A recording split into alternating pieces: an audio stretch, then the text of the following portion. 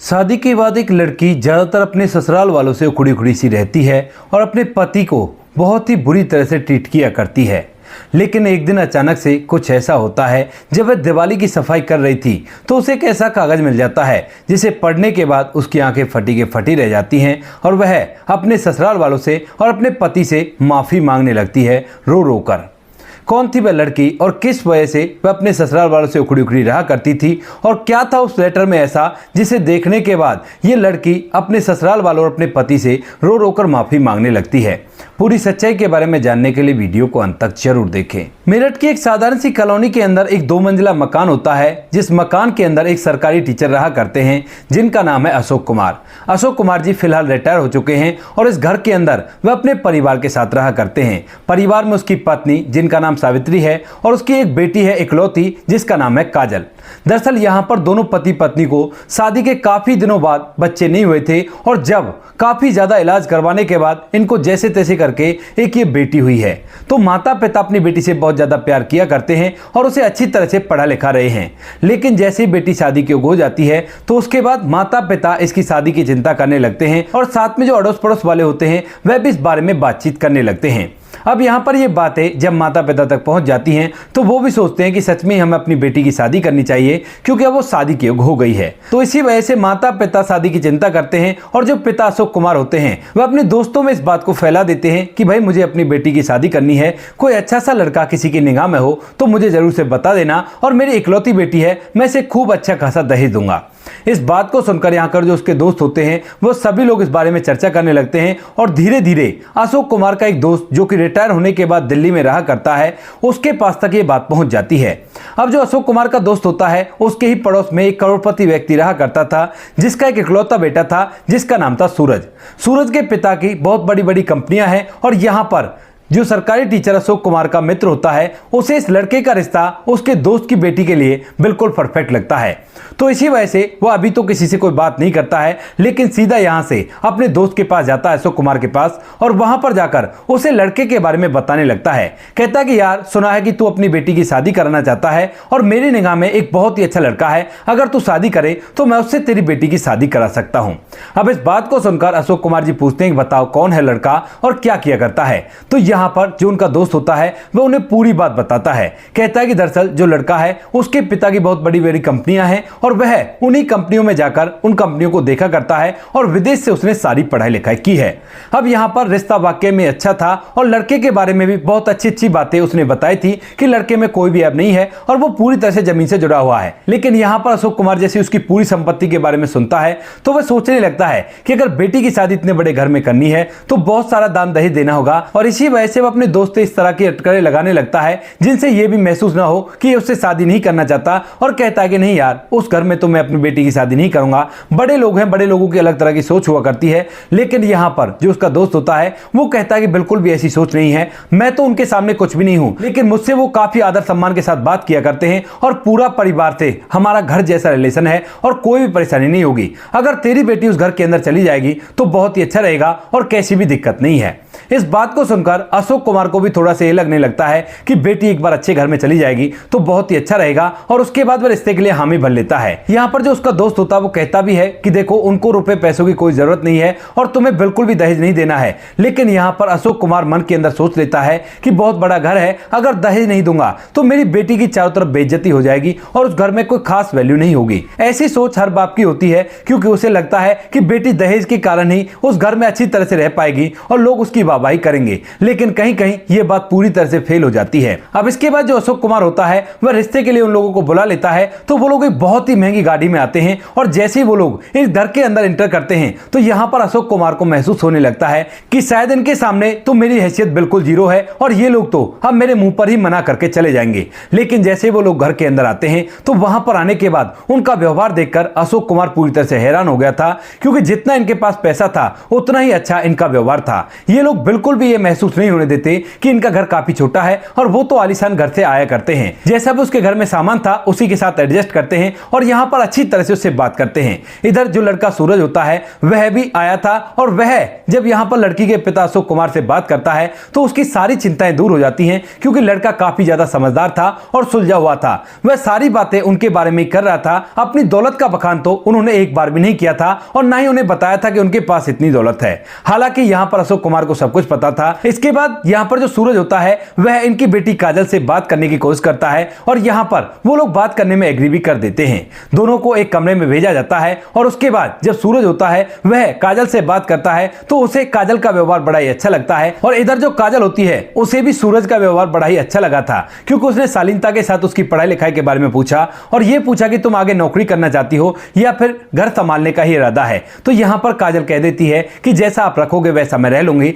लेकिन सूरज कहता है कि नहीं, ऐसे नहीं, तुम्हारी जिंदगी है और तुम्हें अपने हिसाब से जीनी है। मैं कौन होता हूं तुम्हें इस चीज के लिए कहने वाला। हाँ, जिंदगी में कोई गलत काम मत करना और उसके बाद तुम पूरी तरह से आजाद हो, जैसा चाहो वैसा रह सकती हो और रुपए पैसों की हमारे पास कोई भी कमी नहीं है। अगर तुम आगे पढ़ना चाहो तो तुम्हें आगे भी पढ़ा सकते हैं और अगर तुम्हारा मन है नौकरी करने का तो तुम बेशक से नौकरी कर लेना और अगर तुम घर संभालना चाहती हो तो बेशक से घर संभाल लेना। इन बातों को सुनकर यहां पर काजल के अंदर जितना भी टेंशन भरी हुई थी अपने पति को लेकर वो सारी के सारी दूर हो जाती है और उसके बाद जब दोनों इस कमरे से बाहर निकलते हैं तो दोनों के दोनों हामी भर लेते हैं। यहां पर जब दोनों परिवार देखते हैं कि बच्चे राजी हैं तो उसके बाद वो लोग भी बड़े खुश होते हैं और एक दूसरे को मिठाई खिलाकर इस रिश्ते को पक्का कर लेते हैं। अब रिश्ता पक्का हो गया था और तारीख भी तय हो गई थी। यहां पर दोनों परिवार शादी की तैयारियों में जुट जाते हैं, लेकिन जो अशोक कुमार होता है उसके दिमाग में बार बार वही बात चल रही है कि बेटी की शादी बहुत बड़े घर में हो रही है तो इस तरह से तो नहीं, बेटी को अच्छा खासा दहेज देना होगा और इसीलिए यहां पर जो अशोक कुमार होते हैं वो अपनी पेंशन पर लोन ले लेते हैं। उनकी पेंशन पर उन्हें लोन मिल गया था, लेकिन लोन के बाद जो पैसे आते हैं उन पैसों से भी और जो कुछ भी उसने बेटी के लिए जमा कर रखा था जिससे वो अच्छा खासा दहेज देने के लिए सोच रहा था, वो सारे पैसे भी इस घर की शादी के लिए दहेज देने के लिए बहुत ही कम पड़ते हैं। वह सोचने लगता है कि ये तो कम पैसे हैं, अब मुझे क्या करना चाहिए। इसी बात को सोच सोचकर अशोक कुमार जी एक दिन अपने कमरे के अंदर बैठे हुए थे और काफी ज्यादा गहन सोच विचार में डूबे हुए थे। तभी यहां पर उनकी पत्नी आती है और पिछले कई दिनों से जब पति टेंशन में होता है तो पत्नी बार बार नोटिस तो करती है लेकिन वह पूछ नहीं पाती है। अब जब आज ये थाली बैठे हुए हैं तो यहां पर पूछने लगती है कि मैं देख रही हूं कई दिनों से आप काफी ज्यादा परेशान हो, आखिर क्या प्रॉब्लम है आपको? अगर कोई समस्या है तो उसको बताओ, हम पूरा परिवार मिलकर उस समस्या का सामना कर लेंगे। तो यहां पर अशोक कुमार पहले तो नहीं बताता है, लेकिन जब पत्नी अपनी कसम चढ़ा देती है तो उसके बाद मजबूरन उसे भी बताना पड़ता है। वह बताता है कि इस तरह से मैं बेटी के दहेज को लेकर परेशान हूं, क्योंकि इतने बड़े घर में अगर हमें बेटी की शादी करनी है तो उसके लिए अच्छा खासा दहेज तो देना ही होगा। अब इस बात को सुनकर यहां पर जो पत्नी होती है वह भी सोच में पड़ जाती है और कहने लगती है कि हाँ, कह तो आप ठीक ही रहे हो, लेकिन अब करें भी क्या करें, जो कुछ भी है उसी से बेटी की शादी कर देते हैं, क्योंकि उन लोगों ने तो दहेज की कोई डिमांड की ही नहीं है। लेकिन तभी यहां पर अशोक कुमार कहता है कि ऐसा नहीं है सावित्री, दरअसल उन लोगों ने भले ही ना कहा हो, लेकिन जब बेटी की शादी होकर उस घर में जाएगी और वहां पर बेटी को दहेज नहीं मिलेगा तो उनके परिवार वाले होंगे या उनके अड़ोस पड़ोस वाले होंगे, वो तरह तरह की बातें बनाएंगे और ये बातें अगर मेरी बेटी को सुनने को मिलेंगी तो उसे बड़ा ही बुरा लगेगा। इसीलिए मैंने एक फैसला किया है। तो यहां पर सावित्री कहती है कि बताओ आपने क्या फैसला किया है? तो उसके बाद जो अशोक कुमार होता है वो कहता है कि मैंने फैसला किया है कि मैं अपने घर को एक सेठ को गिरवी रख दूंगा और उसके बाद में जब मेरे पास पैसे हो जाएंगे उन पैसों को चुकाकर इस घर को छुड़ा लूंगा। अब इस बात को सुनकर यहां पर जो सावित्री देवी होती है उनकी आवाज थोड़ी तेज निकल जाती है और वो कहती है कि क्या कह रहे हो आप, ये घर तो हमारा है ना और इसे तो हमने सपनों की तरह सजाया था, फिर आप इसको गिरवी क्यों रखोगे? तो उसके बाद यहां पर जो अशोक कुमार होता है वो कहता है कि धीरे बोल, बेटी सुन लेगी इस बात को और वो सुन लेगी तो बहुत ही गलत हो जाएगा। लेकिन इतनी देर में काजल ने यह बात सुन ली थी, जो कि अपने कमरे में बैठकर बहुत सारी बातें सोच रही थी अपनी शादी के बाद की, और जैसे उसको घर के अंदर तेज आवाज सुनती है तो वह बाहर आकर खड़ी हो जाती है। उसके बाद पति अपनी पत्नी को समझाता है, देखो बेटी की शादी में अच्छा खासा दहेज देना काफी ज्यादा जरूरी है और घर का क्या है, घर को तो मैं बाद में छुड़ा लूंगा, मैं इधर उधर ट्यूशन पढ़ा लूंगा और ट्यूशन पढ़ाने के बाद जो बच्चों से पैसे आया करेंगे उन पैसों से घर को छुड़ा लूंगा। अब जैसे ही कमरे के अंदर ये बातें हो रही थी और काजल बाहर दरवाजे के बाहर खड़ी हुई इन बातों को सुन रही थी तो उससे एकदम से रहा नहीं जाता। वह एकदम से कमरे के अंदर जाती है और अपने पिता से कहने लगती, पिताजी क्या कहा, आप इस घर को गिरवी रखना चाहते हो? तो यहाँ पर जो पिता होता है वो कहता है कि तुमसे किसने कहा बेटी? तो वो कहती है कि मैंने बाहर खड़ी होकर आपकी सारी बातें सुन ली हैं और आप ऐसा बिल्कुल मत करो। लेकिन पिता जो होता है वह अपनी बेटी को समझाने लगता है और यहाँ पर बेटी उसकी बात मानने के लिए मजबूर हो जाती है, क्योंकि पिता कहता है कि बेटी तुम्हें मेरी कसम है और मैं जो कर रहा हूं मुझे कर लेने दो, वरना तुम्हारी जिंदगी में परेशानी आ सकती है।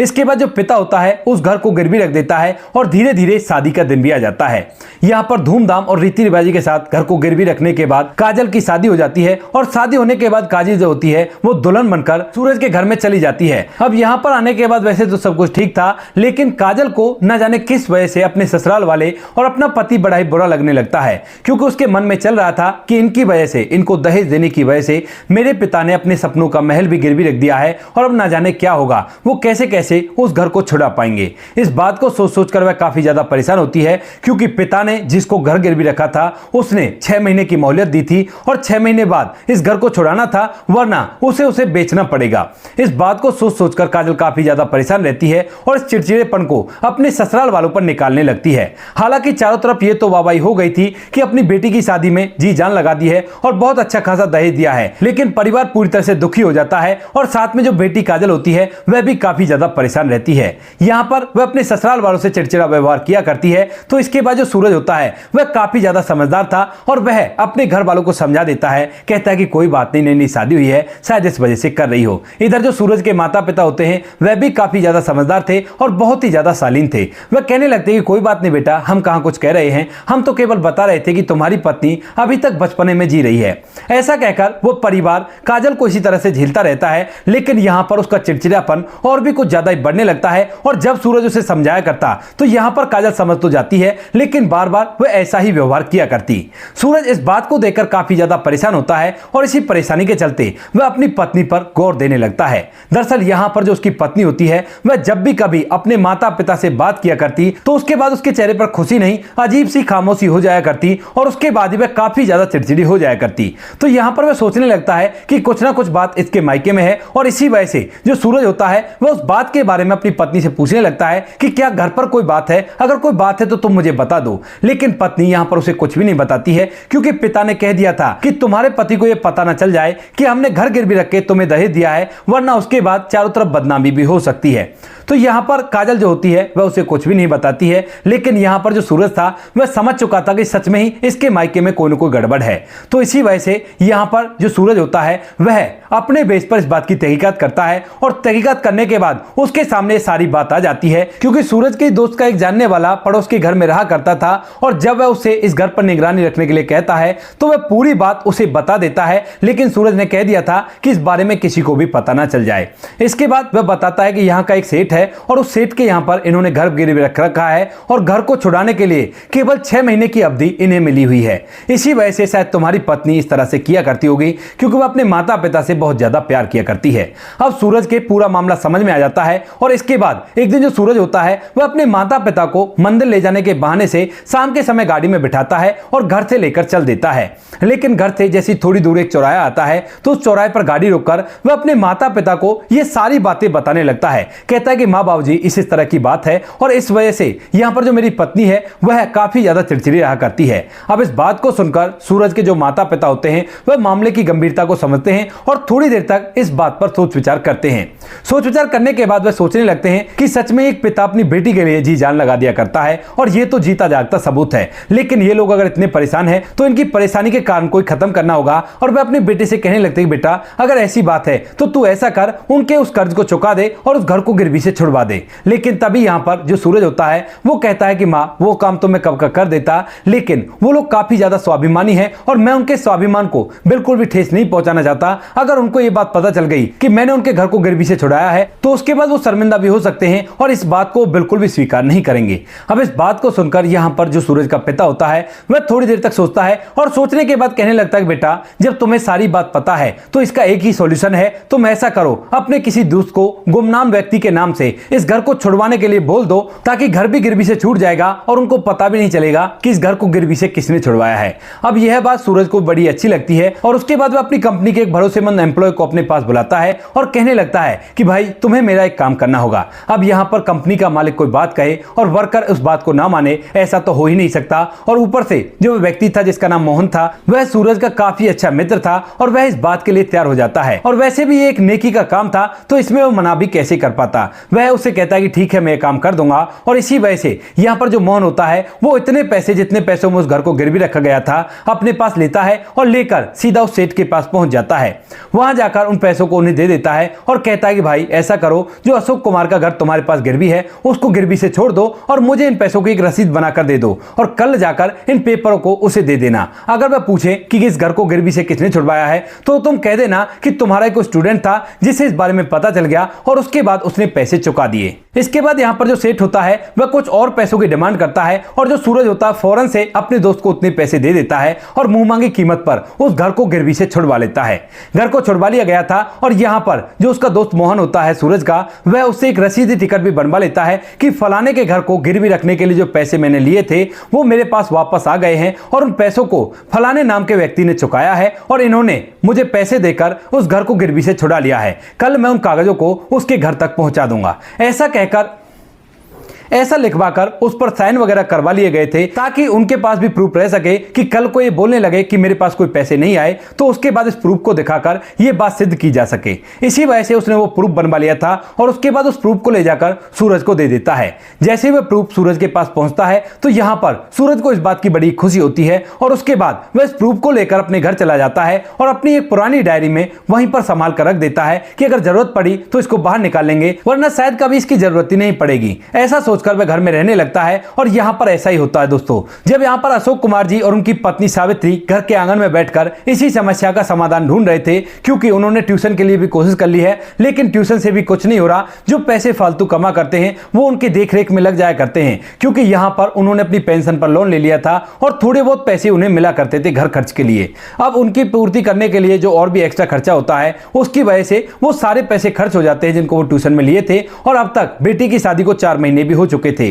तो 6 महीने बाद उनको ये घर या तो बेचना पड़ेगा या फिर इसके पैसे चुकाने पड़ेंगे। और इसी बात को लेकर वह काफी ज्यादा परेशान रहते हैं। लेकिन तभी वहां पर वही सेठ आता है और आने के बाद कहने लगता है कि भाई अशोक कुमार, तुम्हारे पैसे चुकता हो गए हैं और ये लो तुम्हारे घर के कागज, इनको संभाल कर रखो और आराम से अपने घर में रहना। अब यह बात सुनकर अशोक कुमार जी पूरी तरह से हैरान हो जाते हैं और पूछने लगते हैं कि सेठ जी, आपको मेरे पैसे किसने चुका दिए? तो यहाँ पर जो वह सेठ होता है वही कहानी बता देता है जो उसे मोहन ने बताई थी और कहता है कि तुम्हारा कोई जानने वाला था जो कि विदेश में रहा करता है और वहीं से जब उसे पता चला कि तुमने अपनी बेटी की शादी के लिए घर को गिरवी रखा है तो उसने पैसे भेजे और किसी और व्यक्ति के थ्रू इस घर को गिरवी से छुड़वा लिया है। इस बात को सुनकर यहां पर दोनों पति पत्नी ऊपर वाले का शुक्रिया करते हैं और उन कागजों को लेकर घर के अंदर रख लेते हैं। सेठ तो यहां से वापस चला गया था, लेकिन जैसे ही वो अपनी बेटी को एक खुशखबरी देते हैं तो बेटी भी बड़ी हैरान होती है और फिर उसके बाद सोचती है कि हो सकता है बाबूजी आपका कोई स्टूडेंट हो और उसी ने ये सब कुछ किया हो। इसके बाद काजल जो होती है वह पिता का फोन आने के बाद खुश तो रहती है,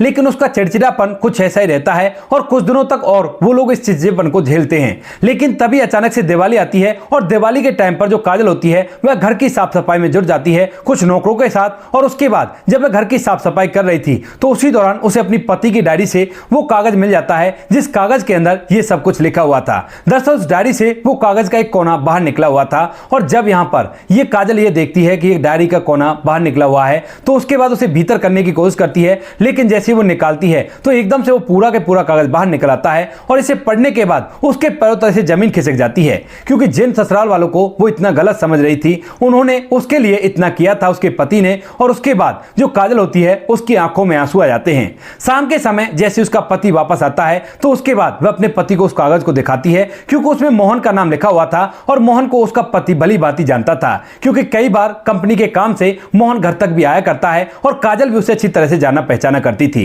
तो वह अपने पति से पूछकर यह बात कंफर्म करती है और यहां पर जो पति होता है वह उससे कह देता है कि देखो मैं तो कभी चाहता ही नहीं था कि इस बारे में तुम्हें पता चले, लेकिन जब तुम्हें पता ही चल गया है तो मैंने इस काम को किया है, क्योंकि जब मुझे पता चला कि तुम लोगों ने ऐसा किया है तो उसके बाद मैं अंदर ही अंदर काफी ज्यादा परेशान हो रहा था कि मेरे लिए एक आदमी ने अपनी जिंदगी भर के सपने को इस तरह से दांव पर लगा दिया। इसी वजह से मैंने सब कुछ किया है और कोई बात नहीं, जो हो गया उसे भूल जाओ, लेकिन तुम घर वालों के साथ चिड़चिड़ी मत रहा करो। उसके बाद यहाँ पर जो काजल काजल होती है अपने पति के पैर पकड़कर रो रो कर उससे माफी मांगती है अपने व्यवहार के लिए, और इधर जो सास ससुर होते हैं उनके भी पैर पकड़कर रो रो कर माफी मांगती है। अब यहाँ पर जैसे वो पूछते हैं कि बेटा ये सब क्या हुआ और बहू इस तरह से माफी क्यों मांग रही है, तो यहाँ पर बेटा कहता है कि माँ बाबूजी, इसे पता चल गया है कि इनके पिता का घर मैंने गिरवी से छुड़ाया है। इस बात को सुनकर वो कहने लगते हैं कि बेटी कोई बात नहीं, अब हम दोनों के घर एक हैं, तो यहाँ पर जो है वो उनका भी है और जो उनका है वो हमारा भी है, तो तुम इस बात की ज्यादा चिंता मत करो और आराम से अपनी जिंदगी को व्यतीत करो और घर को अच्छी तरह से बताओ। इसके बाद यहाँ पर जो काजल होती है उसकी सारी चिंताएं दूर हो जाती हैं और वह अपने पिता को फोन करके ये सारी बातें बता देती है और कहती है कि पिताजी, मेरा पति तो इतना अच्छा है और उसने ये सब कुछ कर दिया है। यहाँ पर जो काजल के पिता अशोक कुमार होते हैं उन्हें भी महसूस हो जाता है कि सच में ही मैंने एक बहुत अच्छे लड़के से अपनी बेटी की शादी कराई है, और उसके बाद वह भी इस बात को ज्यादा इधर उधर नहीं करते हैं और चुपचाप ऐसे ही बने रहते हैं। तो दोस्तों ये थी आज की कहानी, आपको जैसी भी लगी कमेंट सेक्शन में बता देना। वीडियो अगर अच्छी लगे तो वीडियो को लाइक और चैनल को सब्सक्राइब जरूर करें ताकि हमें थोड़ा सा हौसला मिल सके आप लोगों के लिए ऐसी अच्छी वीडियो बनाने के लिए। इन कहानियों को सुनाने का उद्देश्य किसी को परेशान करना बिल्कुल भी नहीं है। ये कहानी आपको इसलिए सुनाई जाती है ताकि आप लोग इन कहानियों में से कुछ ना कुछ सीख सको और अपने जीवन में उस चीज़ को अप्लाई कर सको। मिलते हैं किसी नेक्स्ट वीडियो नए टॉपिक के साथ, तब तक के लिए जय हिंद, जय भारत, जय हिंदुस्तान।